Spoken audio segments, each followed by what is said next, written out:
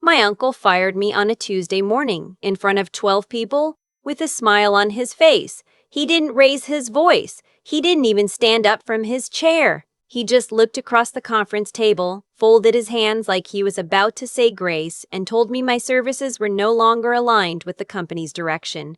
Then he turned to my cousin Derek and asked him to walk the Hargrove clients through the new quarterly projections. The Hargrove clients, the ones I had spent 19 months building from a cold email into a $4.2 million portfolio relationship. I sat there for exactly 3 seconds. Then I picked up my notebook, my coffee, and my dignity, what was left of it, and I walked out. My uncle laughed, not loudly, just a short exhale through his nose, like he'd expected this, like he'd planned for it. Like I was a minor inconvenience he had finally cleared from his schedule. That sound followed me all the way to my car, and I promised myself, sitting in that parking garage with my hands shaking on the steering wheel, that it would be the most expensive laugh of his life. My name is Maya. I'm 31 years old, and I spent 4 years building my uncle's real estate investment firm from a regional boutique into one of the most respected names in the mid-Atlantic commercial property market. I did not receive appropriate credit for any of it. I received a salary that was 60% of what my cousin Derek made for showing up 3 days a week and forwarding my emails with his name at the top. I know how that sounds. I know it sounds like bitterness dressed up as a business story. But I have receipts, literal receipts, time-stamped emails, signed deal memos, notarized commission logs, and a non-compete agreement so sloppily written that my uncle's own attorney looked at it 18 months later and said, and I quote, "I have no idea what he thought this was protecting, but I'm getting ahead of myself. Let me take you back to the beginning, because the beginning matters.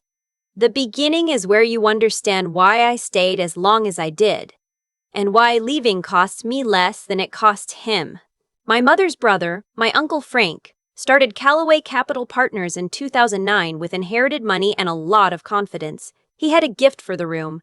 He could walk into a meeting with institutional investors and make them feel like they were doing him a favor by handing over their capital. He was charming in the way that certain men are charming.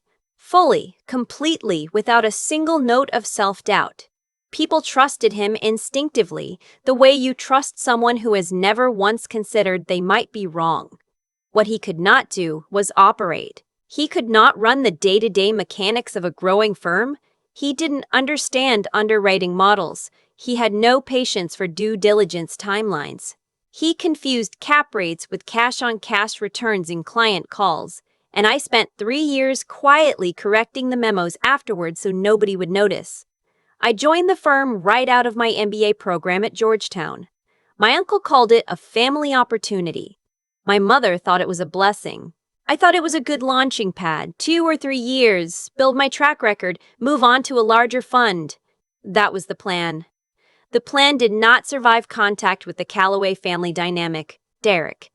My uncle's son, my first cousin, had been nominally working at the firm for a year before I arrived. I say nominally because his primary contribution in that first year appeared to be selecting the office snack subscriptions and attending the annual NMHC conference in Las Vegas, from which he returned with a hangover and a golf shirt. Derek had a finance degree from a school I will not name, a smile exactly like his father's, and absolutely no interest in learning how commercial real estate actually worked. That was fine. I wasn't there to compete with Derek. I was there to do the work. And I did. Within 8 months, I'd rebuilt the firm's financial modeling infrastructure from scratch. The previous system was a patchwork of Excel files that hadn't been reconciled since 2017, and a project management tool that no one had logged into since the pandemic. I brought in new software, trained junior analysts, created standardized underwriting templates, and personally rebuilt 3 years of portfolio performance data so that we could actually show institutional clients a coherent track record. My uncle looked at the new pitch deck I built and said, "This is excellent, Maya. You have your mother's attention to detail." He used it to close a $12 million LP commitment from a family office in Greenwich the following month. My name was not on the pitch materials. Derek's was. I told myself it was politics. I told myself it was temporary. I told myself that the people who mattered would notice eventually. The clients, the investors, the attorneys who worked with us on every transaction. They would know who was actually running the engine, and they did know. That turned out to be the whole problem. The Hargrove relationship started in the spring of my second year. Thomas Hargrove was a semi-retired developer who had built and sold a regional grocery chain in the 1990s and was sitting on approximately $40 million that he wanted professionally deployed in commercial real estate. He was introduced to us through a mutual contact, and my uncle brought me into the initial meeting to handle the technical questions. I handled more than the technical questions. By the end of that first call, Thomas was talking directly to me. He wanted to understand the underwriting methodology. He wanted to know how we stress-tested vacancy assumptions. He wanted to walk through our approach to capital stack optimization. These were not questions my uncle could answer fluently, and Thomas Hargrove, who had built and sold a 9-figure business, could tell the difference. After the meeting, Thomas sent a follow-up email addressed to me personally. My uncle forwarded it to me with a note. "Good job in there. Let's keep him close." Over the next 19 months, I became Thomas Hargrove's primary relationship manager at the firm. I spoke with him or his office at least twice a week. I flew to his home in Charlottesville 3 times to walk through portfolio reviews in person. I knew his investment thesis, his risk tolerance, his timeline, his tax situation, and the names of his 2 golden retrievers. He deployed $4.2 million through us across 4 transactions. Every single one of those transactions I sourced, underwrote, negotiated, and closed. Derek attended 2 of the closing dinners. He ordered the most expensive thing on the menu and told a story about his golf game. In my 3rd year, I asked my uncle for a commission structure that reflected my actual contribution to the firm. I had done the math. Based on standard industry rates, my production in the previous 12 months would have entitled me to somewhere between $180,000 and $220,000 in performance compensation. I was making $95,000 base salary. Derek was making $160,000, plus a discretionary bonus that my uncle controlled entirely. I presented this professionally. I had a 1-page summary. I cited comparable roles at 3 peer firms. I kept my voice level and my asks reasonable. My uncle heard me out. Then he said something I will never forget. He said, "Maya, you're an exceptional analyst, but the client relationships belong to the firm. Derek is being positioned for leadership, and that requires a different kind of investment. I need you to be a team player here." I asked him what different kind of investment meant. He said, "It means I'm building something that lasts. And in families that last, there's a structure." He said it with complete sincerity, like he was sharing wisdom, like I should feel grateful for the transparency. I went home that night and reread my employment agreement for the first time since I signed it. That was when I found the non-compete clause. Or rather, that was when I found what my uncle thought was a non-compete clause. The document was 2 pages, drafted by an attorney who I later learned had primarily done residential transactions and estate planning. The non-compete language prohibited me from engaging in substantially similar business activities within the commercial real estate investment sector in competition with Callaway Capital Partners and its affiliated entities within the geographic territory currently served by the firm, for a period of 18 months following separation of employment. It sounded airtight. It was not. Geographic territory currently served by the firm was never defined anywhere in the document. There was no exhibit, no attachment, no schedule of markets. The firm had closed transactions in Maryland, Virginia, Pennsylvania, and once, a small deal in Delaware. But the agreement never specified which states, which metros, which submarkets constituted the protected territory. Legally, an undefined territory restriction is almost always unenforceable. You cannot prohibit someone from competing in a place you have not described. I did not call an attorney that night. I closed the document, went to sleep, and decided to keep this information in my back pocket. I didn't know yet when I would need it, but I knew I would need it. The thing that finally broke me happened 8 months later. We had a $3.8 million industrial acquisition under contract, a flex warehouse portfolio in the Baltimore-Washington corridor that I had sourced through a broker relationship I'd built over 2 years. The deal required a $190,000 earnest money deposit to be wired to the title company by noon on a Thursday to keep the contract alive. I sent the wire instructions to Derek on Wednesday afternoon because my uncle had recently decided that Derek should be more involved in transaction management. I followed up by email at 9 a.m. Thursday. No response. I called his cell at 10:15. Voicemail. I called the main office line. His assistant said he was at a lunch. At 10:47 a.m., I initiated the wire myself through our banking portal, which I still had authorization to access. The wire cleared at 11:52 a.m., 8 minutes before the deadline. That evening, my uncle called me into his office and told me I had gone around Derek on a transaction process matter, that it was disrespectful to his son's authority, and that I owed Derek an apology. I looked at my uncle for a long moment. I said, if I hadn't sent that wire, we would have lost the contract and forfeited our position on a deal with a $400,000 projected return. He said, that's not the point. I said, what is the point? He said, the point is that there's a way we do things here. I apologized to Derek the next morning. I kept my face completely neutral. Derek accepted my apology with the kind of graciousness that people perform when they know they're protected and you're not. That was the moment I stopped working for my uncle. I was still showing up. I was still closing deals, but I had mentally resigned and I was quietly building toward the door. Over the next 3 months, I did several things. First, I consulted a labor and employment attorney who confirmed what I had suspected. The non-compete clause was almost certainly unenforceable due to the undefined territory, and in Maryland, where I was based, courts had additional discretion to modify or void overly broad restrictions. She gave me a written opinion. I paid for it myself and kept it in a folder on my personal laptop. Second, I had a conversation with Thomas Hargrove. Not about leaving, just a check-in call about his portfolio.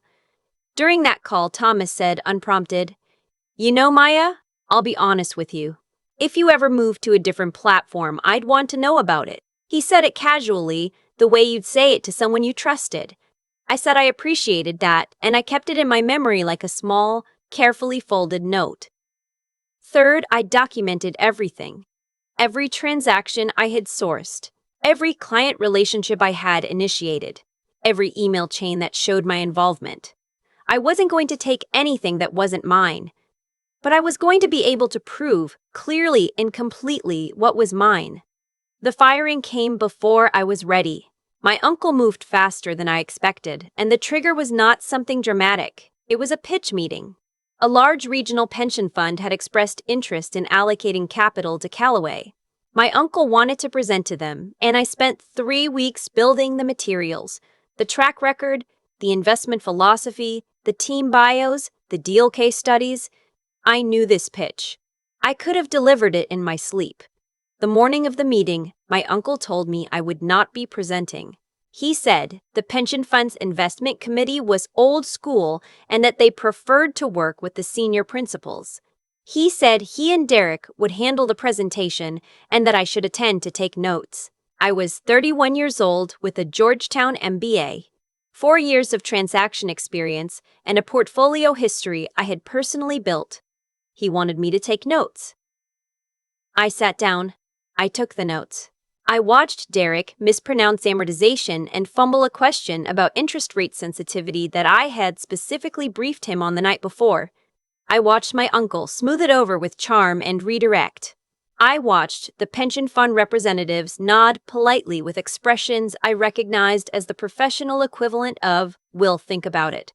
Afterward, in the hallway, one of the pension fund associates caught up with me. She'd seen my name on the deal memos. She asked me a few questions about our underwriting methodology. I answered them. She handed me her card. My uncle saw that exchange, and I think that was when he decided I had become a liability. 2 weeks later, I was called into the conference room.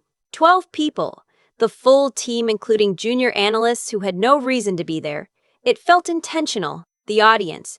It felt like he wanted witnesses to the diminishment. He thanked me for my contributions. He said the firm was evolving its leadership structure. He said my role was being eliminated. He slid a separation agreement across the table that included a re-signed version of the non-compete, now with a 2-year term and a slightly longer list of restricted activities. With one new addition, a clause indicating that all client relationships I had managed were the exclusive property of Callaway Capital Partners. He expected me to sign it that day. He had a pen ready. I picked up the agreement and said I would have my attorney review it. He smiled and said, "Of course, standard stuff." I thanked him for the opportunity, stood up, and walked out of the room without looking at Derek. In my car, hands on the wheel, I made 2 calls. The first was to my attorney. I told her what had happened and what was in the new agreement. She told me not to sign anything and that she'd call me back within the hour. The second call was to Thomas Hargrove. I told him I had left Callaway, that I was planning to launch my own advisory practice, and that I wanted him to hear it from me directly before he heard it from anyone else. There was a pause on the line. Then Thomas said, "Well, it's about time."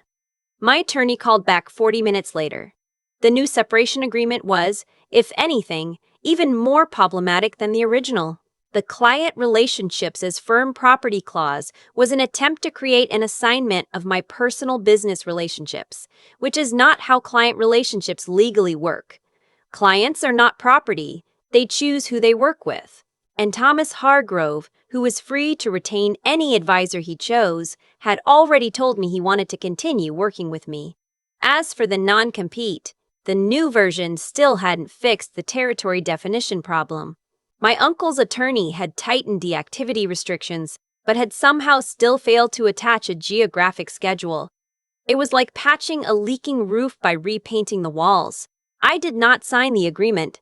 I filed to form my own LLC, Meridian Property Advisors, within 2 weeks of leaving Callaway. Maryland has no statutory prohibition on forming a competing business while under a defective non-compete. You simply cannot engage in the restricted activity if the restriction is valid. Mine wasn't. When my uncle's attorney sent a cease and desist letter threatening to enforce the non-compete, my attorney responded with a 12-page letter that methodically documented every legal deficiency in the agreement, cited 4 controlling Maryland appellate decisions, and concluded by noting that we would welcome the opportunity to litigate the enforceability of an agreement that had never defined its own geographic scope. We never heard back. Thomas Hargrove transferred his $4.2 million advisory relationship to Meridian Property Advisors in the first 30 days. He also referred me to 2 colleagues, one in Richmond, one in Northern Virginia, who together brought another $2.1 million in assets under management by the end of my 3rd month. The pension fund associate who had handed me her card in that hallway reached out 6 weeks after I launched. She had done some research. Her fund allocated $8 million to a vehicle I structured specifically for their mandate. I did not seek these outcomes. I positioned for them, yes, but no one was obligated to follow me. They followed me because the relationship was always with me, not with the name on the letterhead. I learned later, through someone still at Callaway, that my uncle had called the Hargrove family office the week after I left. He had Thomas's number because it was in the firm's CRM, which I had built and maintained. Thomas's assistant took the message. Thomas did not return the call. I also learned that Derek had been assigned to manage the Baltimore industrial portfolio and had missed a lease renewal deadline on one of the properties, creating a $60,000 vacancy exposure that took 6 months to recover. Nobody was fired over it. There is a chapter of this story that I want to tell you carefully, because I want to be honest about what I did and why. 4 months after launching Meridian, I was invited, through Thomas, to attend the Commercial Real Estate Networking Gala in D.C. It was a large event, the kind with round tables and a podium and a program booklet. My uncle's firm was listed as a mid-level sponsor. I did not know he would be there when I agreed to attend. When I arrived and saw the Callaway table near the front, I considered leaving. I stayed because I had not done anything wrong and I was not going to be made to feel like I had. I was seated 2 tables away from my uncle. He saw me arrive. He did not acknowledge me. Derek was with him in a new suit, laughing at something on his phone. Toward the end of the evening, there was a brief award segment. Thomas Hargrove, who was being honored for a philanthropic commitment to an affordable housing initiative, asked me to join him at the table when he went up to accept. I sat next to his wife. My uncle watched us from across the room. After Thomas received his award, he said a few words at the podium. He thanked several people by name. He thanked his family. He thanked his longtime colleagues. And then he said, "And I want to give a specific thank you to Maya, who has managed my real estate portfolio with more integrity and intelligence than anyone I've worked with in 30 years of investing." He said my name into a microphone in a room full of 400 people in my industry. I did not plan that. I did not ask for it. I sat at that table with my hands in my lap and my face completely still, because if I had let myself feel it in that moment, I would have cried in front of everyone, and I was not going to give my uncle that. I saw his face from across the room. It was the face of a man doing arithmetic, adding up what he had lost and discovering the total for the first time. After the program, I stopped at the Callaway table on my way out. Not to be cruel, I genuinely just wanted to close the loop like an adult. I said, "Good evening, Uncle Frank." He said, "Maya." Just my name, nothing else. I said, "I hope the firm is doing well." He started to say something. I don't know what it was going to be. An apology, a deflection, a last attempt at reframing the narrative. He got about 2 words out before I said, "I should go. Long drive home." I shook his hand. I nodded to Derek, who had put his phone down and was staring at me with an expression I couldn't quite read. Then I walked out of the ballroom and into the November air and called my mother on the drive home.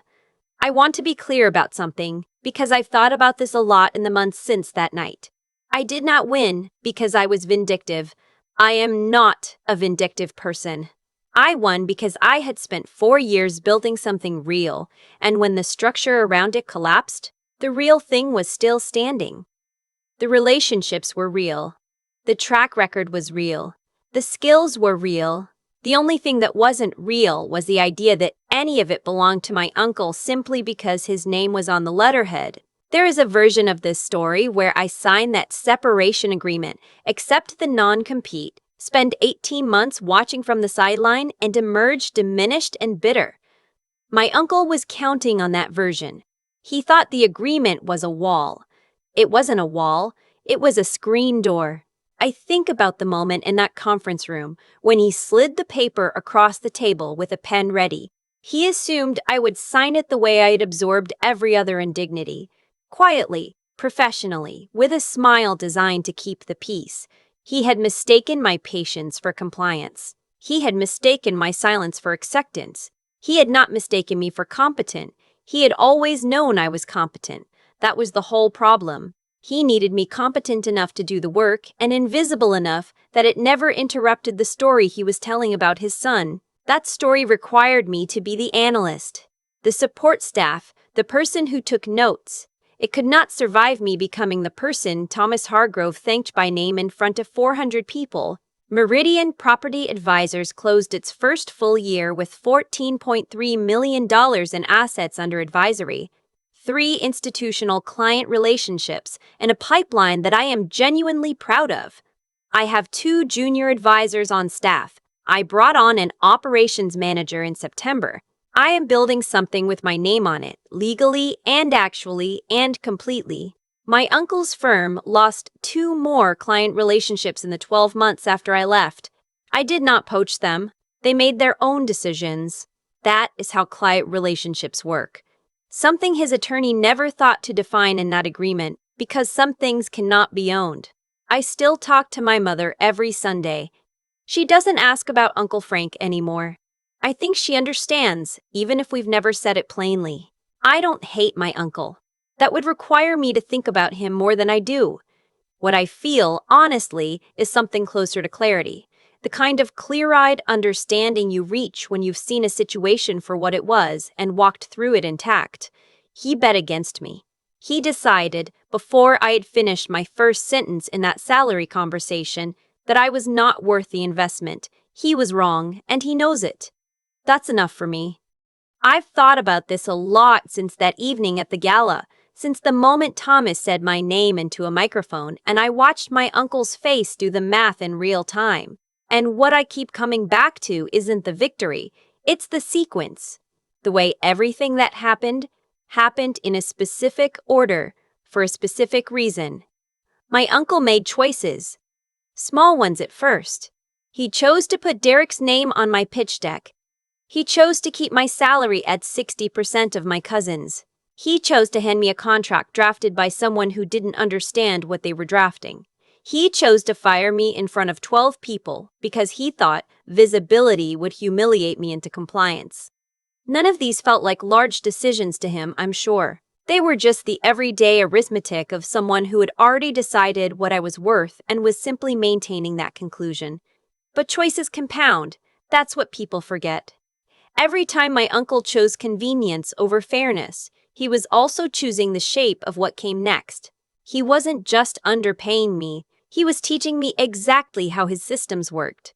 He wasn't just handing me a bad contract, he was handing me the key to the door he thought he was locking. He wasn't just firing me in front of witnesses, he was releasing me, fully and legally, to do exactly what I did next. The cause was years of small decisions made from a position of unchecked assumption. The effect was Meridian Property Advisors, $14 million in advisory assets, and a room full of industry peers hearing my name spoken with genuine respect by a man he had spent 4 years trying to impress. I didn't engineer that outcome through anger or revenge. I engineered it through clarity. The moment I stopped hoping my uncle would see me differently and started seeing the situation clearly myself, that was when I became dangerous to his plans. Not because I wanted to harm him, but because a person who sees clearly and works with integrity is very difficult to contain. There's something I want to say directly to anyone watching this who recognizes something in Maya's story, because I know she's not alone. The patience you've been forced to practice, absorbing credit that wasn't given, apologizing for failures that weren't yours, staying professional when the room was designed to make you feel small, that patience is not wasted. It is data. It is education. Every indignity you've survived in silence has been teaching you exactly how the machine works, and knowledge of the machine is how you eventually walk through the wall. What matters is that you do not let that patience curdle into either bitterness or surrender.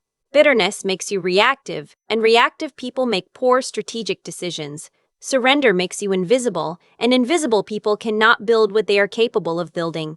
The path that actually works is the third one, the one where you stay sharp, stay ethical, document everything, read the contract twice, and wait for the moment when your integrity becomes your leverage. Maya read the contract. That one act, sitting down with a document that had been designed to feel final, changed everything. Not because she was looking for a loophole out of laziness or resentment, but because she was smart enough to verify what she had agreed to before she agreed to it again. Do the work. Be precise. Don't sign anything you haven't read. And understand that the people who underestimate you are not doing you damage. They are making a mistake that, in time, you will have the chance to correct simply by being exactly who you already are.